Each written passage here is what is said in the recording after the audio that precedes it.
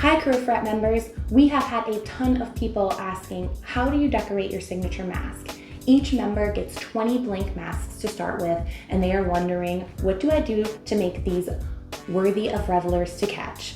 Well, you can do anything you want under the sun, but here are a few tips and tricks that might help you to get started.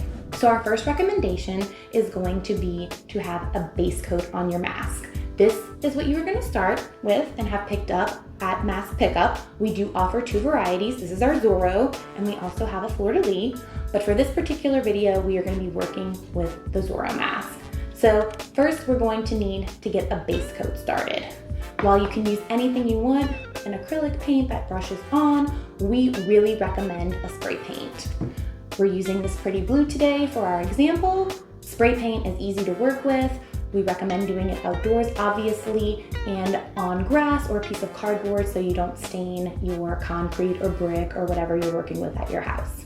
So once you've spray painted, you should end up with something similar to this. Of course, give it the appropriate time to dry before you begin your embellishing. For the purpose of this video, we have chosen glitter, gilding, and then some extra embellishments at the end. The best way to use glitter is to get some of this tacky spray right here and spray a nice even layer on the mask to start, and then lightly dust the glitter on top of it while the glue is still damp. Don't wait too long for it to dry or the glitter won't adhere. Now, of course, some of the glitter is going to fall off as you move it around, and that's okay, and that's to be expected. But at the end of it, you should have a nice even coat of glitter. As you can see, it's sparkling in the light. The next step we did for this particular mask is a little bit of gilding around the outer edges. It comes in a container such as this. We've linked it below, and it can also be bought at any local craft store. You can use a paintbrush is probably the easiest way to apply this. Either the tacky spray that we've already started off with or the E6000 that we've yet to talk about helps to adhere this. You just place a little bit on the areas where you want the gild to apply and then use the paintbrush to make sure it adheres properly. I would not recommend hot glue for this particular task. It would not work well. As you can see for this one, we made it all around the border of the mask. If you want to add any type of feathers to your mask, I would recommend using a hot glue gun like you see here. It's best to glue it on the interior of the mask and then put the feather like this, so they would stick up such. Again, you could put them off to the sides if you wanted. You could do them all the way across if desired, but that gives you some options to add a little extra something to your masks. As you've probably already heard, Crew Ferret is no longer throwing beads in our parade. However, if you still have some leftover beads from previous years, it's a perfect opportunity to use them to decorate your masks. You can cut them up and glue them around the border of the mask or the entirety of the mask if you prefer. Hot glue is the preferred option for adhering the beads to the mask in any fashion in which you desire, but this is a perfect opportunity to use your leftover beads without having them end up in the landfill. Our final step is going to be a little bit of extra embellishments. As you can see here, we've used some floral items and a leaf. So embellishments that are larger, usually hot glue is going to be your best bet. So get a hot glue gun ready, plug it in. When it gets nice and warm, you're going to put spots just along the edges where you want the embellishments to sit and stick them on. So that will give you a finished product that looks something like this in 4 easy steps. Another route you can take is rhinestones. They come in these nice clear containers in different colors, shapes, and sizes. Of course, you can buy them at local craft stores, but we've linked a few below. We're gonna go back to step 1, which was our base coat. Remember, spray painted, we have the base coat we've started with here.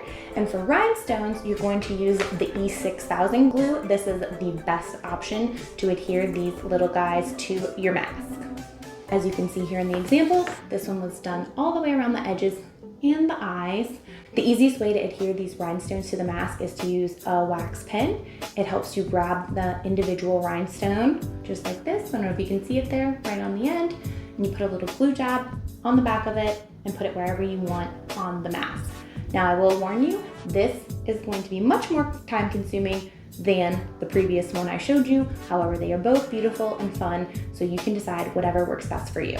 Another crafting item that can be super beneficial to use is stickers. These are great because they are easy to adhere to the masks. They come in sheets like this, and you can simply pull them off and put them on the mask in any fashion that you see fit. As you can see here, some of these were done with the glue and rhinestones, and some of these were done with the stickers. You can also use stickers of different shapes and sizes to add a little more character and go for whatever theme you were working on. Now, once your mask is complete, please make sure everything is dry before you move on to this next step. Once everything is dry, you can make sure to label your mask on the backhand side. We like to use hashtag #BeMardiGras and @Cruferette so people can find us on social media and share the work of art that they've caught from our parade. As far as bagging goes, you have a few different options. You can use a nice organza bag, such as this. It's a light mesh fabric material with a drawstring closure.